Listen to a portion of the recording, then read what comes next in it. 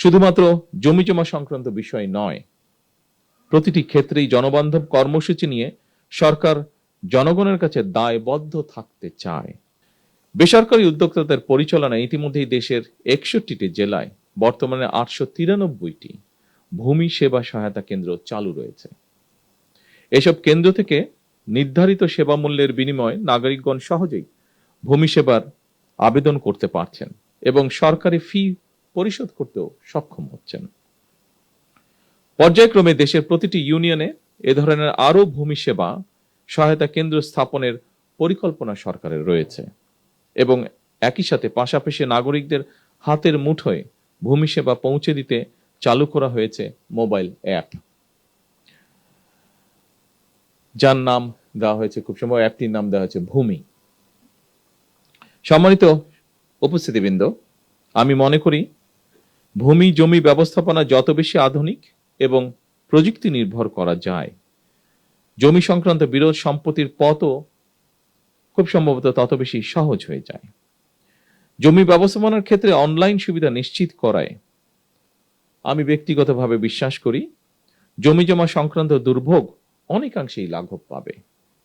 একই সঙ্গে জমি জমা সংক্রান্ত বিরোধকে কেন্দ্র করে ভূমি অফিসগুলোতে মধ্যস্বত্বভোগীদের দৌরত্ব কমবে ইনশাআল্লাহ। চলমান এই ভূমি সেবা মেলা আধুনিক ভূমি ব্যবস্থাপনা এবং নাগরিকদেরকে নিজেদের দায় দায়িত্ব সম্পর্কেও আরো সচেতন করবে।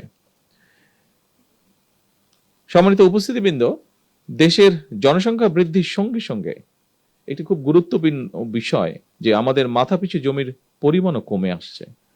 ফলে জমির অর্থনৈতিক মূল্য যেমন বাড়ছে, তেমনি জমি নিয়ে বিরোধ, মামলা মকদ্দমা এবং জটিলতাও বাড়ছে একই সাথে। অনেক ক্ষেত্রে এসব বিরোধ ব্যক্তি ও পরিবারের শান্তিও নষ্ট করার পাশাপাশি জাতীয় উন্নয়ন কর্মকাণ্ডেও প্রতিবন্ধকতার সৃষ্টির কারণ হয়ে দাঁড়িয়েছে। এমন বাস্তবতায় ভূমির পরিকল্পিত ব্যবহার, নির্ভুল রেকর্ড সংরক্ষণ এবং দক্ষ ব্যবস্থাপনা বর্তমানে সময়ের অপরিহার্য দাবি। উন্নত প্রযুক্তি ব্যবহার করে জরিপ কার্যক্রম পরিচালনার মাধ্যমে নির্ভুল ভূমি রেকর্ড প্রস্তুত করতে ভূমি মন্ত্রণালয় কাজ করছে। একই সঙ্গে ভূমি প্রশাসনের প্রায় সকল সেবাকে ডিজিটাল প্ল্যাটফর্মে নিয়ে এসে নাগরিকদের জন্য সেবা গ্রহণকে আরো সহজ, দ্রুত এবং কার্যকর করারও উদ্যোগ নেওয়া হয়েছে। আমাদের লক্ষ্য এমন একটি ভূমি ব্যবস্থাপনা গড়ে তোলা যেখানে ভূমি সেবা গ্রহণের জন্য মানুষকে আর অযথা অফিসে ঘুরতে হবে না, যা আমরা ভিডিওতে একটু আগে দেখেছি। সেরকম একটি পরিবেশ আমরা চাই, অথবা দুর্নীতি কিংবা হয়রানির শিকারও হতে হবে না। সম্মানিত উপস্থিতিবৃন্দ, দেশের ভূমি ব্যবস্থাপনাকে আধুনিকায়ন করে জমি জমা সংক্রান্ত বিষয়ে জনগণকে সহায়তার লক্ষ্যে সারা দেশে ভূমি সেবা মেলা আয়োজন এবং ভূমি ব্যবস্থাপনাকে আরো সহজ এবং আধুনিকীকরণ করার ব্যাপারে আমরা জাতীয় নির্বাচনের কয়েক বছর আগে প্রণীত 31 দফা এবং সর্বশেষ নির্বাচনী ইশতেহারেও বিষয়টি উল্লেখ করেছিলাম। আজ থেকে সারা দেশে 3 দিন ব্যাপী এ ধরনের ভূমি সেবা মেলার আয়োজনের মাধ্যমে সরকার জনগণের কাছে আরো একটি নির্বাচনী ইশতেহার পূরণ করতে যাচ্ছে ইনশাআল্লাহ।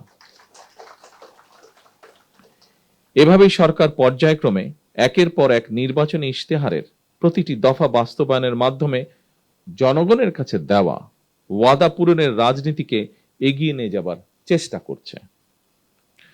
শুধুমাত্র জমি জমা সংক্রান্ত বিষয় নয়, প্রতিটি ক্ষেত্রেই জনবান্ধব কর্মসূচি নিয়ে সরকার জনগণের কাছে দায়বদ্ধ থাকতে চায়। কারণ দীর্ঘ 1.5 দশকেরও বেশি সময় ধরে ফ্যাসিবাদ শাসন শোষণের জাতাকলে পৃষ্ঠ দেশের জনগণ বর্তমানে রাষ্ট্র এবং রাজনীতিতে তাদের অধিকারের প্রতিফলন দেখতে চায়। এ কারণেই বর্তমান সরকার রাষ্ট্র পরিচালনার প্রথম সপ্তাহ থেকেই নির্বাচনী ইশতেহার এবং জুলাই সনদের প্রতিটি দফা পর্যায়ক্রমে বাস্তবায়নের দিকে মনোযোগ দিয়েছে। সম্মানিত সুধীবৃন্দ, সারা দেশে বিভিন্ন পর্যায়ের আদালতগুলোতে দেওয়ানি এবং ফৌজদারি সব মিলিয়ে খুব সম্ভবত 47 লাখেরও বেশি মামলা বিচারাধীন রয়েছে। এর মধ্যে জমিজমা সংক্রান্ত মামলার সংখ্যাই বেশি। সুতরাং এই মুহূর্তে সরকারের সামনে প্রধান প্রায়োরিটি হচ্ছে আদালতে বিচারাধীন মামলা দ্রুততম নিষ্পত্তি। তবে প্রচলিত আদালতের বাইরেও জমিজমা সংক্রান্ত বিরোধ নিষ্পত্তির জন্য গ্রাম আদালত কিংবা অল্টারনেটিভ ডিসপিউট রেজুলেশন এডিআর অর্থাৎ বিকল্প বিরোধ নিষ্পত্তির মতন আইনানুগ ব্যবস্থার মাধ্যম অবলম্বনের দিকেও জোর দেওয়া জরুরি বলে আমরা মনে করি।